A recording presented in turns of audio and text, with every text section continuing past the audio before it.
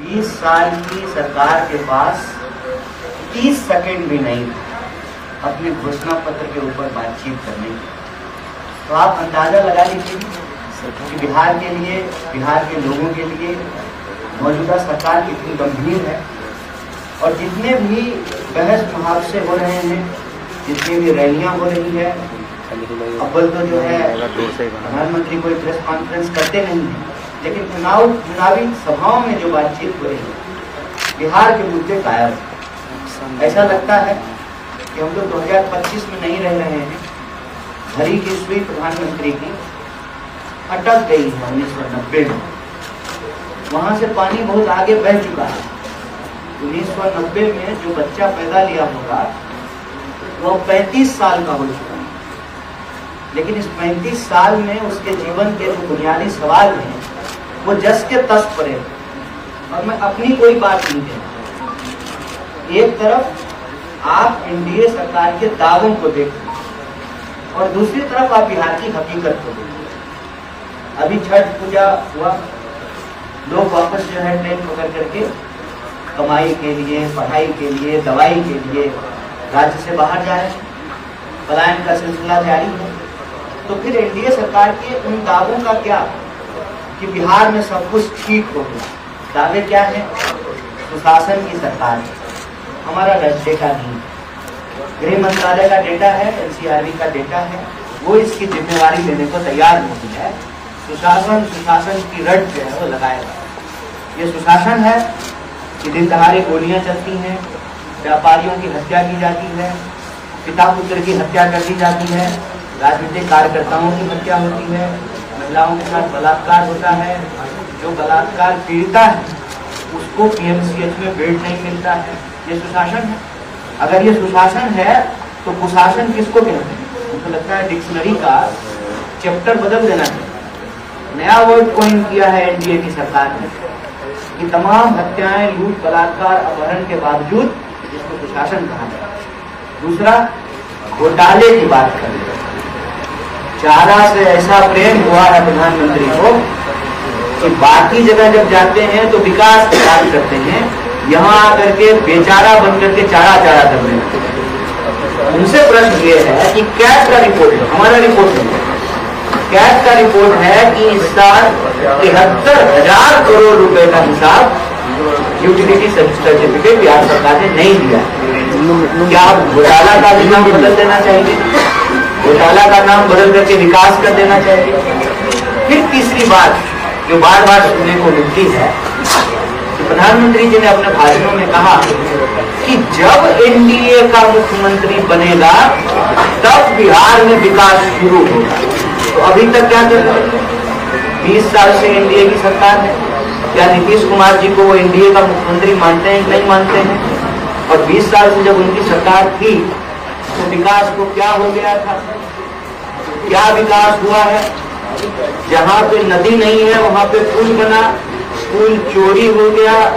कोई ऐसी सड़क नहीं है जिसके सड़क ठीक से काम करे ना करे।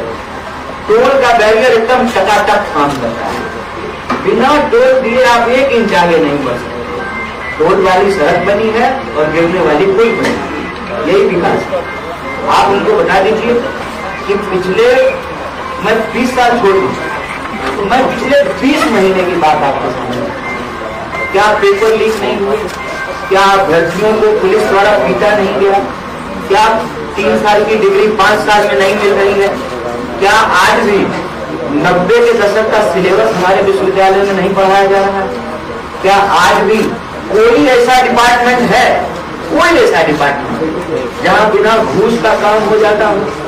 बड़ा इलेक्ट्रिक छपाया गया शराबबंदी को लेकर, बढ़िया होम डिलीवरी सिस्टम है, पुलिस ही पहुंचा सकती। और मैं दावे के साथ बोल रहा हूं, अगर ये सब सुशासन है तो कुशासन किसको कहते हैं? ये वक्त है, ये समय है। हम बिहार के लोगों से अपील करना चाहते हैं कि यह जो भटकाने वाली, लड़ाने वाली, गुमराह करने वाली और देश की संपत्ति को, बिहार की संपत्ति को लूट करके अपने दोस्तों को के तिजोरी में पहुंचाने वाली जो सरकार है उसको बदला जाए। और बार बार इतिहास के गुणगान से वर्तमान को छुपाने और भविष्य को चुराने की जो इनकी साजिश है उसका पर्दाफाश किया जाए। बिहार के लोगों को निराश होने की जरूरत नहीं है। हम कहते हैं कि मायूसी की कोई आवश्यकता नहीं। आपको अगर अपने स्थानीय विधायक से गुस्सा है तो वो गुस्सा सरकार को परिवर्तित करने के रूप में परिणत होना चाहिए। किसी भी विलंबित निराशा की कोई आवश्यकता नहीं है। लोकतंत्र में हर 5 साल में चुनाव इसीलिए होते हैं कि अगर आप सरकार से खुश तब तो कहने की कोई आवश्यकता नहीं, और अगर आप खुश नहीं हैं, आपको दिक्कत है पलायन से, आप परेशान हैं बेरोजगारी से, आप परेशान हैं महंगाई से, आप परेशान हैं लॉ एंड ऑर्डर के प्रॉब्लम से, आपको चिंता होती है अपनी और अपने परिवार की सुरक्षा की, तो आप सरकार को बदलिए। और महागठबंधन परिवर्तन का एक विकल्प लेकर के आया है। हम वर्तमान की और फ्यूचर की बात कर रहे हैं। हम हर घर को नौकरी देने की बात कर रहे हैं। जो स्वास्थ्य व्यवस्था कैट के रिपोर्ट के हिसाब से देश में बिहार का सबसे वर्स्ट है, उसको बेहतर बनाने की बात कर रहे हैं। थानों की संख्या बढ़ाने की बात कर रहे हैं। पेट्रोलिंग कार को जो है बढ़ाने की बात कर रहे हैं। और जो रोजगार है, जिसके रिक्त पद है, उसको भरने की बात कर रहे हैं। अगर हम शिक्षा, स्वास्थ्य की बेहतर व्यवस्था करेंगे, सामाजिक और आर्थिक सुरक्षा की व्यवस्था करेंगे, तो पलायन जो रुकेगा। ये हमारा संकल्प है। यही संकल्प लेकर के महागठबंधन आपके बीच में है। और हम आप तमाम मीडिया के माध्यम से, मीडिया के साथियों के माध्यम से बिहार को यह निवेदन करते हैं कि मौका है, अब की बार बदल दीजिए सरकार। बहुत बहुत शुक्रिया। बिहार को बचाना है और बिहार का चुनाव के माध्यम से बिहार की संपत्ति जो एक गुजराती के पास पहुंचाने का कार्यक्रम है, इसको अगर रोकना चाहते हैं, बिहार का चुनाव अगर गुजरात जाने से अगर रोकना चाहते हैं, तो आपके सामने महागठबंधन का विकल्प है और महागठबंधन को आप वोट दीजिए। और सैद्धांतिक तौर पे हम राजनीति में अपराध का और अपराधियों के राजनीतिकरण का विरोध करते हैं। आपको अपराधियों को वोट नहीं देना है, नहीं। खूब प्रेम से आपसे बात, ठीक है, 30 सेकंड लेके नहीं आया, पूरा आधा घंटा। दूसरा, कैट के रिपोर्ट की यूटिलिटी सर्टिफिकेट और कैट को यूटिलिटी सर्टिफिकेट देने का काम मौजूदा सरकार है। जो आप व्हाट अबाउट केस कर रहे हैं ना, इसका जवाब तो आप सरकार से पूछिए कि क्या हुआ है, क्या नहीं हुआ। हम तो सरकार से सवाल उठा रहे हैं कि भाई हजारों करोड़ का हिसाब आप क्यों नहीं दे रहे। और जो मौजूदा सरकार होगी, जो वित्त मंत्री होंगे, जो अभी के शासन प्रशासन को चला रहे हैं, वो यूटिलिटी सर्टिफिकेट देंगे ना, हम पूरी यूटिलिटी सर्टिफिकेट। अब पूछिए, आपने कहा कि जब महागठबंधन की सरकार बनी, प्रधानमंत्री के लिए 8,200 करोड़ का जो है ना पूर्ण खटोला खरीदा गया है। वो कौन चाचा जी का पैसा है? कौन जमीन बेच करके प्रधानमंत्री का हवाई जहाज खरीदा गया है? वहीं से आएगा जहां से विधायक लोग को पेमेंट मिलता है, वहीं से आएगा जहां से उनके लिए कोठियां बनाई गई है, वहीं से आएगा जहां से उनको, फिर वो मर गए तो उनकी पत्नी को पेंशन दिया जाता है। क्या कर रहे हैं? प्रायोरिटी समझ में नहीं आ रहा है। नेता को पैसा, पेंशन देने के लिए पैसा है, और मास्टर साहब को पेंशन देने के लिए, सिपाही को पेंशन देने के लिए पैसा नहीं है। कलाकारी कर रहे हैं। रोड बनाने के लिए कहते हैं कि रोड बनाएंगे, टेंडर निकालते हैं, बड़ी बड़ी कंपनियां हजारों करोड़ का रोड बनाती है और फिर टोल लेकर के हमसे माल वसूलते हैं। और अपना घर बनाने के लिए, अपना कोठी बनाने के लिए, अपना फ्लैट बनाने के लिए पैसा है। नेता को पेमेंट कहां से आ रहा है? कहां से हवाई जहाज खरीदा गया 8,000 करोड़ का? वहीं से पैसा आएगा। जहां चाह वहां राह, अमृत को नहीं दोस्त को साई। सत्ता मिल गया तो कुछ भी बोल रहे हैं। अगर हम नौकरी देना चाहते हैं तो नौकरी दे सकते हैं। चाहिए गृह मंत्री को अपने बेटा को बीसीसीआई का सेक्रेटरी बना दिए हैं ना। वो कहां से जो है, कौन सा क्रिकेट का ट्रेनिंग लेकर के आया था? कैसे बना दिए? बैट्समैन था, गेंदबाज था, क्रिकेट एकेडमी में पढ़ा था, क्रिकेट एकेडमी का ट्विटर है। ये सब फालतू जो है भटकाने वाली बात है। हम नौकरी देंगे, हम कह रहे हैं, बिहार की जनता हमको मैंडेट है, हम नौकरी देंगे। और नहीं देंगे तो कोई लाइफ टाइम रिचार्ज है क्या कुर्सी? 5 साल में बदल दीजिएगा। हम तो यही कह रहे हैं कि 5-5 साल में सरकार को बदलने की व्यवस्था क्यों है? अगर हम अपने वादे को नहीं निभाएंगे तो बदल दीजिएगा। 20 साल से इन्होंने अपना कोई वादा नहीं निभाया है, उसका तो जवाब है नहीं इनके पास। आ गया लोगों के खाते में 15 लाख रुपया। ये कहां से देते? 2 करोड़ नौकरी हर साल दे दिए। बताएंगे कि बजट कहां से आ रहा है। साजिश के तहत किसी की हत्या होना बहुत दुखद है, दुर्भाग्यपूर्ण है। और ये जो तमाम दावे हैं सरकार के कि नहीं सब ठीक हो गया है, जैसे योगी जी दावा करते हैं ना कि सारा अपराधी जो है राज्य छोड़ दिया है, फिर जो ही वो कहते हैं और 2-4 घंटे के बाद कहीं कहीं जो है किसी न किसी की हत्या हो जाती है। वैसे ही जो सुशासन के तमाम दावे हैं उसको ये पोल खोलता है और सरेआम जो है, और एक जगह नहीं, आप कल परसों में ये देख लीजिए बिहार में किन जगहों पे कितनी हत्याएं हुई। तो तमाम कोशिशों के बावजूद सुशासन का जो पर्दा है वो फट गया है और राज्य के शासन प्रशासन की जो विफलता है वो साफ साफ दिख रही है।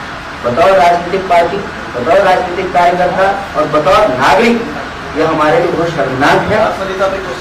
तो हम लोग बार बार खड़ा कर रहे हैं, ज्ञानेश गुप्ता जी को बार बार याद दिला रहे हैं कि सर आप भाजपा के किसी प्रकोष्ठ के अध्यक्ष नहीं हैं, आप देश की सर्वोच्च संस्था चुनाव आयोग के जो है मुख्य चुनाव आयुक्त हैं, आपका किसी पार्टी से कोई लेना देना नहीं है, आपका सिर्फ और सिर्फ संविधान से लेना देना है। वो तो प्रश्न है ही, अगर आदर्श आचार संहिता है, इतनी गाड़ियां लेकर के लोग कैसे चल रहे हैं?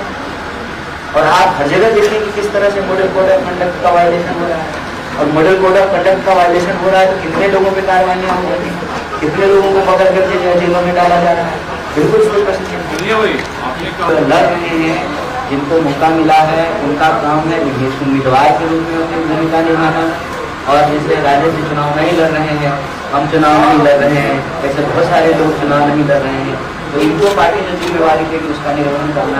राजनीति एक कलेक्टिव वर्क, एक टीम वर्क, उसमें हर कोई जो है चुनाव ही लड़ेगा, यह संभव नहीं।